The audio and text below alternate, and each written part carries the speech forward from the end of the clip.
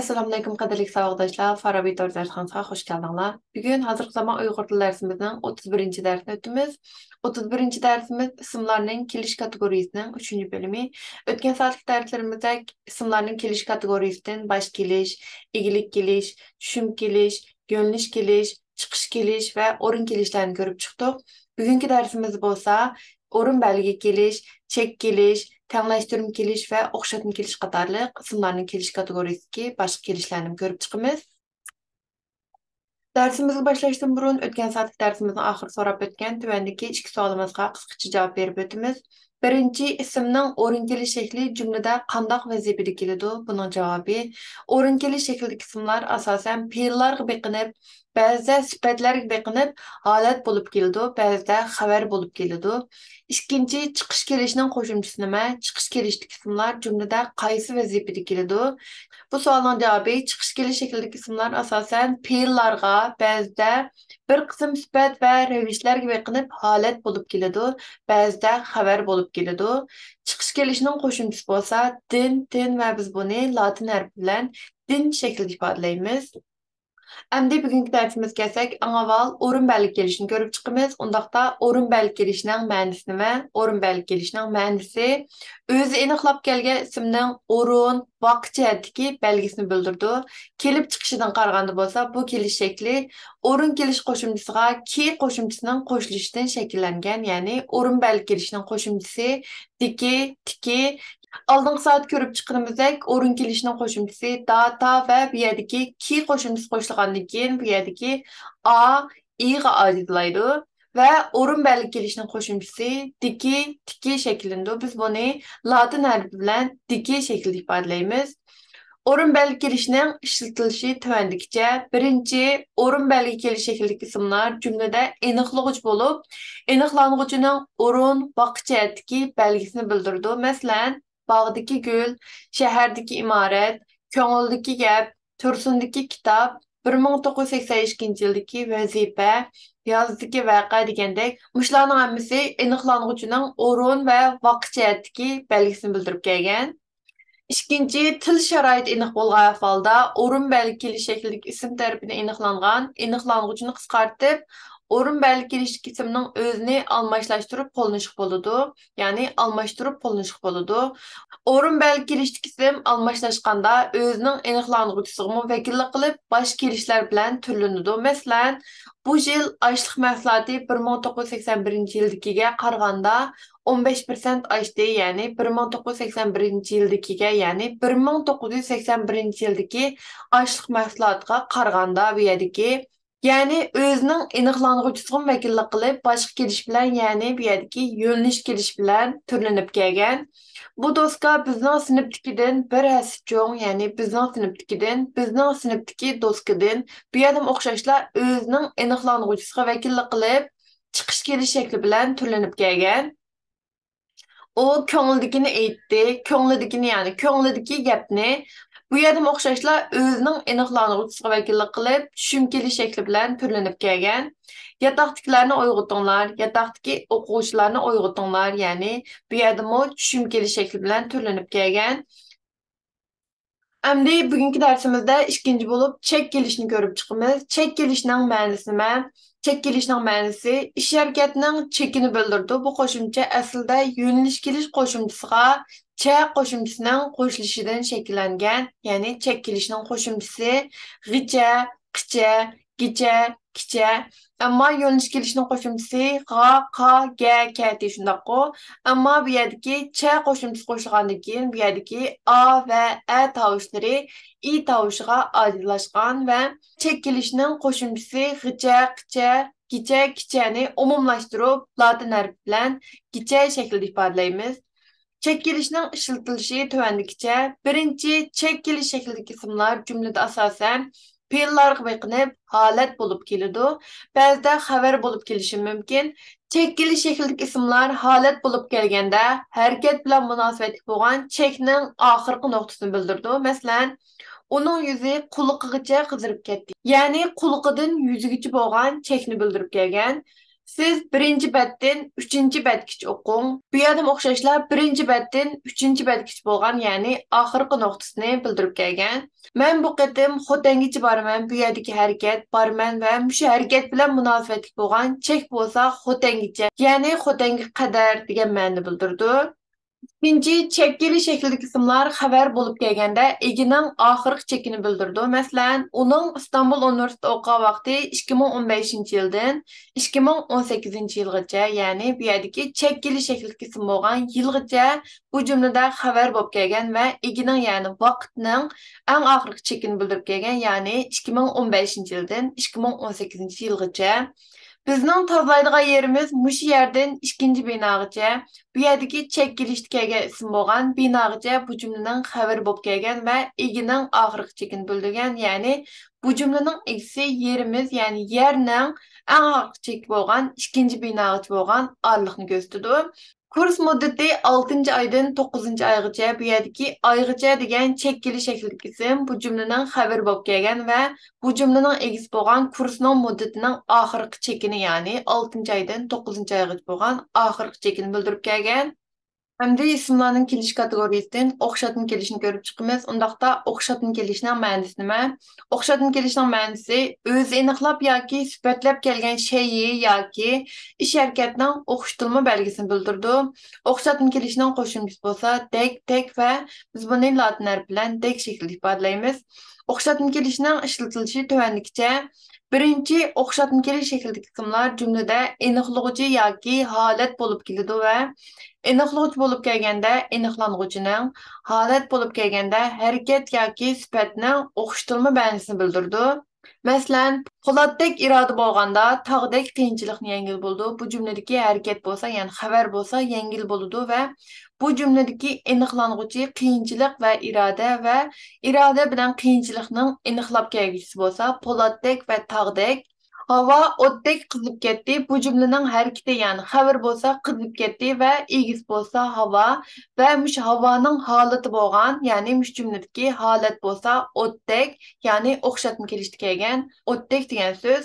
Uning badanidan ter sudek eqishga boshladi. Bu jumlaning harakati bo'lsa, ya'ni xabari eqishga boshladi va mushu harakatning holati bo'lsa sudek, ya'ni ter sudek eqishga boshladi. Bizning sepimiz uyultashdek mustahkam. Bu jumlaning xabari mustahkam va bu jumlaning egisi sepimiz mustahkam. Aniqlovchi bo'lsa bizning va uyultashdek bo'lsa bu jumlaning holati. Bulardan başqa o'xshatma kelish ba'zida tanglashtirish va mo'ljar ma'nosini bildirdi. Masalan, 5-6 dek bola yugurgunicha sinfga kirdi. Bu yerdagi 5-6 dek, ya'ni bu jumlada o'xshatma kelishda kelgan so'z bo'lgan 6 dek mo'ljar ma'nosida kelgan. Uning turkchisi sizdek yaxshi emas. Bu jumladagi o'xshatma kelishda kelgan so'z sizdek, ya'ni bu yerda tanglashtirish, ya'ni selishtirish ma'nosida kelgan. Bizning bog'dagi o'riklar tuxumdek bo'libdi. Bu jumladagi o'xshatma kelishda kelgan ism bo'lsa, tuxumdek, ya'ni bu yerda mo'ljar ma'nosida, ya'ni tuxumdek cho'nglikda degan ma'noni bildirib kelgan. Ismning kelish kategoriyasidan eng oxirida tanglashtirim kelishini ko'rib chiqamiz. Undaqda tanglashtirim kelishning ma'nosi nima? Tanglashtirim kelishning ma'nosi o'zi aniqlab yoki sifatlab kelgan shayning miqdor, o'lcham yoki darajadagi tanglashtirilgan belgisini bildirdi. Tanglashtirim kelishning qo'shimchasi bo'lsa cha va chilik. Buni biz latin harfi bilan cha va chilik shaklida ifodalaymiz.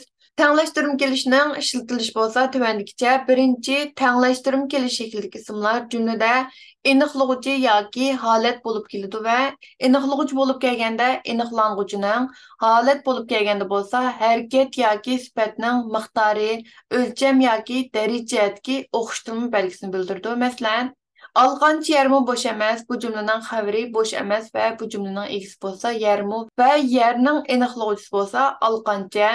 Sening bo'yinchilik bo'yi bor odam nihoyat oz. Bu jumlaning xabari bo'lsa oz. Bu jumlaning egisi odam va sening bu jumlada aniqlovchi vazifasi kelgan. Bo'yinchilik bo'lsa bu jumlada holat vazifasi kelgan. Men yaponchani ahmadchilik so'zlay olmayman. Bu jumlaning xabari bo'lsa so'zlay olmayman va bu jumlaning egisi man va ahmadchilik bo'lsa bu jumlada holat vazifasi kelgan va so'zlay olmayman. Yani hareketning darajasini bildirib kelgan. Umu tursunchilikli o'qigan bu jumlaning xabar bo'lsa, o'qigan va bu jumlaning egisi bo'lsa, umu va tursunchiliklar degan tanglashtirim kelishdi kelgan ism bo'lsa, bu jumlada holat vazifasi kelgan. Mening kitobim sizning kitobingizchilik ko'p emas va bu jumladagi xabar bo'lsa, ko'p emas va bu jumlaning egisi bo'lsa, kitobim va kitobingizchilik degan tanglashtirim kelishdi kelgan ism bo'lsa, bu jumlada holat vazifasi kelgan. İsimlerin keliş şekillerini ve isimlerin keliş şekilleri bilen türlenişini görüp çıktık. Bulardan başka fiilning isimdaş ve sifatdaş şekilleri mi bu kelişler bilen türlenip keledi. Ular her qaysi kelişler bilen türlengende özü xas bo'lgan bir muncha ma'nolarni bildirdi. Biz buni fe'lning turg'un so'z shakllari degan darsni ko'rib chiqamiz. Bugun ko'rib chiqadigan yana bir mazmun Uyg'ur tilidagi kelish kategoriyalarining ayrilishi. Uyg'ur tiliga doir ba'zi grammatik kitoblarda Uyg'ur tilida kelishlar faqatla 6 kelish bilan cheklangan. Biz buni ismlarning kelish kategoriyasi degan dars boshlashdan burun ko'rib chiqqandik. Ya'ni bu kitoblarda Uyg'ur tilidagi 6 kelish, ya'ni bosh kelish, egilik kelish, tushum kelish, yo'linish kelish va o'rin kelish qatorliq mush 6 kelishlar kelish kategoriyasiga kirgizgan. Ammo biz kelish kategoriyasiga kirgizgan o'rin belgi kelish, chek kelish, o'xshatma kelish va tanglashtirma kelish qatorliqlar kelish qatoriga kirgizilmagan. Ammo biz bularni kelish kategoriyasiga kirgizib turib darsimizni o'tdik va bular bizga nisbatan boshqa 6 kelishga o'xshashlar rol o'ynaganligi uchun bularni kelish kategoriyasiga kirgizishni to'g'ri topdik. Chunki bizga nisbatan bularni kelish hisoblamaslik to'g'ri emas.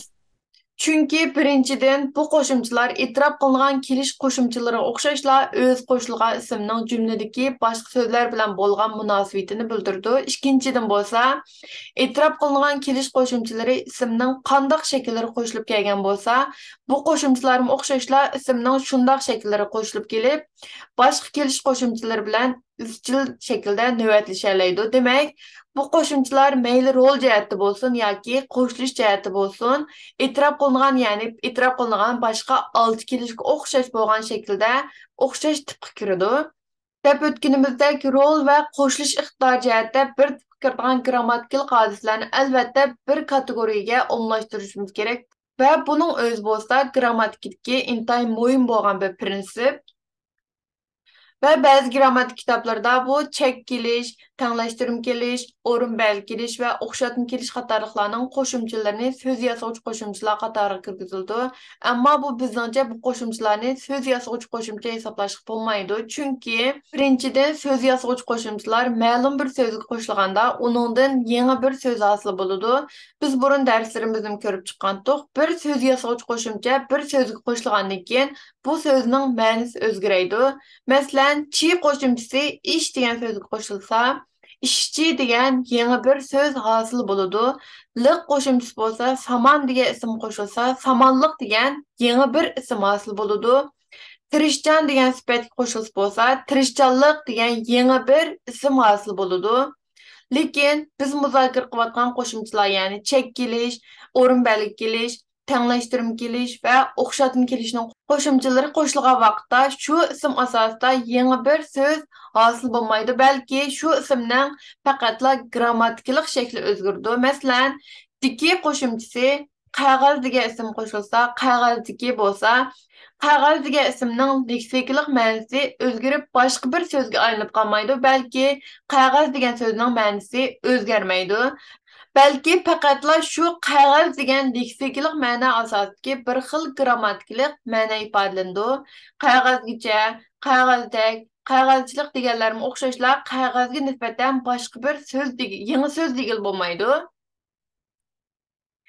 İkinchidan, so'z yozuvchi qo'shimchalar odatda so'zlarning grammatikalik shakli emas, balki ularning leksikalik asosi bo'lindi. Lekin biz muzokara qilayotgan qo'shimchalar, ya'ni o'xshatma kelish, o'rin belgi kelish, tanglashtirim kelish va chek kelishning qo'shimchalari bo'lsa, ismlarning leksikalik asosiga emas, balki ismlarning ko'plik shakli, tavallik shakli va ko'plik tavallik shakllariga ulindi. Masalan, bola degan so'zni misolga olsak, baladiki, balag'icha, baladek, balachilik, balamdiki, balamg'icha, balamdek, balamchilik, balamizdiki. Balımızgıça, balımızdek, balımızçilik, balangdaki yani müşahede körüp ötkünümüzdek isimlarning köplük şekli, təvəlik şekli ve köplük ve təvəlik şekillerine olunub kelgan. Yani dep ötkünümüzdek bu qoşumchalarni söz yasovchi qo'shimcha deyishga bo'lmaydi. Agar bu qo'shimchalarni söz yasovchi qo'shimcha hisoblagan vaqtda yuqorqilarning har birini yangi bir so'z deb hisoblashimiz kerak. Albatta bu aqlga muvofiq kelmaydi. Uchinchidan, so'z yasovchi qo'shimchalar har qancha unumli bo'lgan taqdirdami, bir so'z turkumiga kiradigan so'zlarning hammasiga qo'shilmaydi. Masalan, Uyg'ur tilidagi eng unumli qo'shimchalarning biri bo'lgan chi qo'shimchasini olsak, umi faqat bir qism ismlar bilan cheklandi. Uni ko'ngil, qon, eg'iz, burun, kirpik qatorliq ismlarni qo'shib, ko'ngilchi, eg'izchi, burunchi, kirpikchi qatorliq so'zlarni hosil qilish mumkin bo'lmaydi. Buningdan boshqa liq, lik, luq, lyuk qo'shimchasini odam ismlari qo'shib, tursunluq, ahmadlik degandek yangi so'zlarni hosil qilib bo'lmaydi. Lekin biz muzokara qilayotgan bu qo'shimchalar, ya'ni bu kelish qo'shimchalari ism tipiga kiradigan so'zlarning hammasiga degidek qo'shilib kelalaydi. Demak, bu qo'shimchalarning abstraktlik darajasi so'z yasovchi qo'shimchalarga qaraganda intayin yuqori bo'ladi. Ya'ni qisqartib kelsak, bu qo'shimchalar söz yasovchi qo'shimcha emas, ya'ni söz yasovchi qo'shimcha deyishga bo'lmaydi. Agar ular söz yasovchi qo'shimchalar qatoriga kirgizib qo'yilsa, u chog'da so'z turlig'uchi qo'shimchalar bilan söz yasovchi qo'shimchalarning cheki aniqsizlashib, grammatik tadqiqotga intayin zo'r qiyinchilik olib keladi. Bugungi darsimizning oxiriga keldik. Darsimizning oxirida bu darsimizga munosabatli bo'lgan tuvandagi ikki savolni so'rab o'tamiz. Birinchi, ismning chekkeli shakli qanday ifodalanadi? İkinci, biz derslerimizde isimlerinin keliş kategorisinden qaysi kelişlerini görüp çıktık. Ular qaysilar? Bu savollarning javobini o'xshashlar YouTube videomizning ostidagi inkas qismiga yoki Instagram hisobimizning DM qismidan o'chirib yozib avasanglar bo'ladi. Undaqda keyingi soatlik darsimizda ko'rishaylik. Ko'rishguncha omon bo'linglar. Xayr xo'sh.